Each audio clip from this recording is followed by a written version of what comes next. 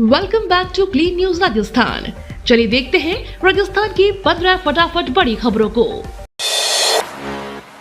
भजनलाल सरकार आज राजस्थान का बजट करेंगे पेश।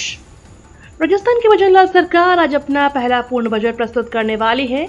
उप मुख्यमंत्री दिया कुमारी वित्त मंत्री के रूप में विधानसभा में यह बजट पेश करेंगी। आगामी दिनों में राज्य में उपचुनाव होने हैं, इसलिए यह संभावना है कि बजट लोक लुभावना होगा। दिया कुमारी बजट के हर वर्ग के लिए महत्वपूर्ण घोषणाएं कर सकती हैं। उन्होंने पहले ही संकेत दिया है कि बजट सभी वर्गों में ध्यान में रखकर तैयार किया गया है और इनमें हर वर्ग के लिए बड़े ऐलान होंगे। आज बुधवार को बजट पेश होने के बाद विधानसभा में लगभग 13 लोगों के लिए विभिन्न विभागों के अनुदान मांगों पर चर्चा होगी और अंततः वित्त और विनियोग विधेयक पारित किया जाएगा। मुख्यमंत्री शर्मा वित्त एवं विनियोग विधेयक पर चर्चा के दरमियान जवाब देंगे। राजस्थान बजट में पहले जूली और डोटासरा ने सरकार को घेरा।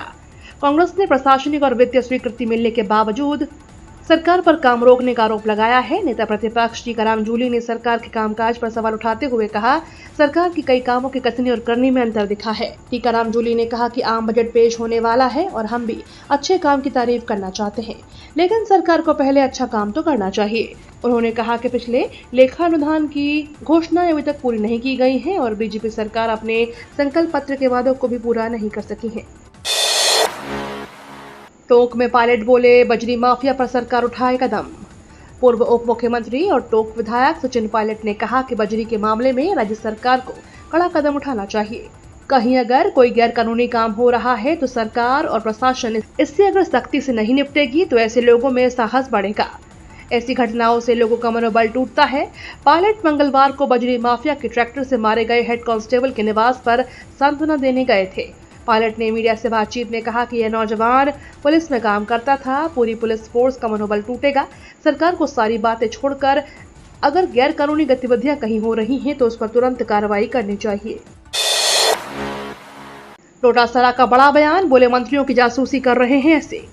कांग्रेस के प्रदेश अध्यक्ष गोविंद डोटासरा ने प्रदेश की भाजपा सरकार पर बड़ा हमला बोला है। मंगलवार को कांग्रेस विधायक दल की बैठक में आए डोटासरा ने आरोप लगाया कि ऐसे मंत्रियों की जासूसी कर रहे हैं, फाइलों की रिपोर्ट दिल्ली और ब्यूरोक्रेसी को भेज रहे हैं। ये लोकतंत्र का अपमान है। उन्होंने कहा कि सरकार में मंत्री इस्तीफा लिए घूम रहे हैं। जिन्होंने कहा कि मंत्रियों को काम करने की स्वायत्ता नहीं है। बजट में रहेगा हेल्थ सेक्टर पर विशेष फोकस, नए उप स्वास्थ्य केंद्र खोले जाने की घोषणा संभव। भजनलाल सरकार का बजट 10 जुलाई को पेश होगा। माना जा रहा है कि इस बजट में हेल्थ सेक्टर पर विशेष फोकस रहेगा। राज्य सरकार बजट में ग्रामीण क्षेत्रों में स्वास्थ्य सुविधाओं को सुदृढ़ करने में बड़ी योजनाएं कर सकती है।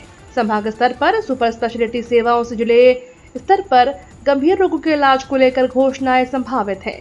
इसके अलावा रिक्त पदों को भरने के लिए भर्तियों की घोषणा हो सकती है। सबसे खास बात, मुख्यमंत्री आयुष्मान आरोग्य योजना को प्रभावी बनाने की घोषणा संभव है।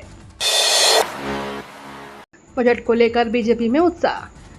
राजस्थान के बजट को लेकर प्रदेश भाजपा में जबरदस्त उत्साह है। भाजपा प्रदेश अध्यक्ष सीपी जोशी सहित कई मंत्रियों ने कहा कि राजस्थान का ऐतिहासिक बजट होगा। उन्होंने कहा कि बजट गांव गरीब के साथ हर वर्ग के कल्याण और प्रदेश के सर्वांगीण विकास के लिए मील का पत्थर साबित होगा। साथ ही चुनाव में पहले संकल्प पत्र में किए गए वादों को भी बजट में पूरा किया जाएगा। बजट को लेकर प्रदेश के हर व्यक्ति को आस और उम्मीद है। वहीं विपक्ष ने बजट से नाउम्मीदी जताई है। दूसरी ओर बजट को लेकर सत्तारूढ़ भाजपा में जबरदस्त उत्साह है। भाजपा प्रदेश अध्यक्ष सीपी जोशी और 3 मंत्रियों ने दावा किया है कि बजट जन कल्याणकारी होगा। आईआईटी जोधपुर में हिंदी में भी होगी इंजीनियरिंग की पढ़ाई। नई शिक्षा नीति के तहत मातृभाषा में एमबीबीएस और इंजीनियरिंग की पढ़ाई की सिफारिश के तहत अब जोधपुर आईआईटी में बीटेक प्रथम वर्ष की पढ़ाई हिंदी में भी होगी। शिक्षा मंत्रालय ने इसकी घोषणा कर दी है। इसकी तैयारी हो गई है। यहाँ आने वाले छात्रों को हिंदी में पढ़ाई का विकल्प दिया जाएगा। आईआईटी जोधपुर हिंदी में पढ़ाई करने वाला पहला राष्ट्रीय महत्व का संस्थान बन गया है। एनएमसी ने राजस्थान के 5 नए सरकारी मेडिकल कॉलेजों के आवेदन किए खारिज। एनएमसी ने राजस्थान के 5 नए सरकारी मेडिकल कॉलेजों के आवेदन खारिज कर दिए हैं। अब 5 नए मेडिकल कॉलेजों में इस वर्ष से शैक्षणिक सत्र शुरू करने के लिए राज्य सरकार राष्ट्रीय आयुर्विज्ञान आयोग में अपील करेगी। साथ ही यह प्रयास सुनिश्चित किए जाएंगे कि इन मेडिकल कॉलेजों में राष्ट्रीय आयुर्विज्ञान आयोग के अनुरूप सभी मानक जल्द से जल्द पूर्ण हो और इनमें शैक्षणिक सत्र प्रारंभ किए जा सके। अतिरिक्त मुख्य सचिव श्रीमती शुभ्रा सिंह ने बताया कि प्रदेश के 5 जिलों नागौर, सवाई माधोपुर, बारां, बांसवाड़ा और झुंझुनू में स्थापित किए जा रहे नए मेडिकल कॉलेजों में इस वर्ष से शैक्षणिक सत्र शुरू किए जाने की आवेदन किया गया था, लेकिन medical assessment and rating board ने राष्ट्रीय आयुर्विज्ञान आयोग के मापदंडों के अनुरूप सुविधाएं नहीं देने के कारण इन मेडिकल कॉलेजों के प्रस्ताव को फिलहाल अस्वीकृत कर दिया है। राजस्थान में अब मिलेगी 3 महीने की एडवांस पेंशन। राजस्थान के पेंशनर्स को भी अब सरकारी कर्मचारियों की तरह 3 महीने का एडवांस पैसा लेने की सुविधा मिलेगी। पेंशनर्स अब 3 महीने की पेंशन एडवांस में ले सकेंगे। रिटायर्ड कर्मचारी की जगह फैमिली पेंशन लेने वालों को भी 3 महीने की पेंशन एडवांस में मिल सकेगी, लेकिन ये सुविधा 1 अगस्त से मिलनी शुरू हो जाएगी। भजनलाल सरकार ने गत दिनों में यह फैसला लिया था। सरकार के इस फैसले के बाद वित्त विभाग ने 8 जुलाई को यह सर्कुलर जारी कर दिया है। राजस्थान में मौजूदा वक्त में 8 लाख सरकारी कर्मचारी हैं, जिसमें कुल 4,75,000 पेंशनर्स हैं। इनमें 2,22,000 रिटायर्ड कर्मचारी खुद पेंशनर हैं, जबकि 1,53,000 फैमिली पेंशनर्स हैं। आयुर्वेदिक विश्वविद्यालय का दीक्षांत समारोह 16 को। डॉक्टर सर्वपल्ली राधाकृष्णन राजस्थान आयुर्वेद विश्वविद्यालय का 7वां दीक्षांत समारोह 16 जुलाई को विश्वविद्यालय के post graduate institute of Ayurveda की सभागार में आयोजित किया जाएगा। मंगलवार को दीक्षांत समारोह के संबंध में विश्वविद्यालय में कुलपति प्रोफेसर प्रदीप कुमार प्रजापति की अध्यक्षता में समीक्षा बैठक का आयोजन किया गया, जिसमें तैयारियों के संबंध में चर्चा हुई। राजस्थान में मानसून ने ली तगड़ी करवट। राजस्थान में मानसून की बारिश जमकर प्रदेशवासियों को भिगो रही है। पूरे राजस्थान के ज्यादातर इलाकों में झमाझम बारिश हो रही है, जिसकी वजह से जल भराव की स्थितियां उत्पन्न हो गई। कई जगहों पर जनजीवन अस्त व्यस्त हो गया है। पूर्वी राजस्थान में भीषण बारिश के चलते सड़कें जलमग्न तक हो गई हैं। जयपुर, सीकर, भीलवाड़ा, राजसमंद, उदयपुर, अजमेर, भरतपुर, दौसा, धौलपुर, जालौर, करौली, बाड़मेर समेत आसपास के जिलों में तेज आंधी तूफान के साथ झमाझम बारिश का येलो अलर्ट जारी हुआ है।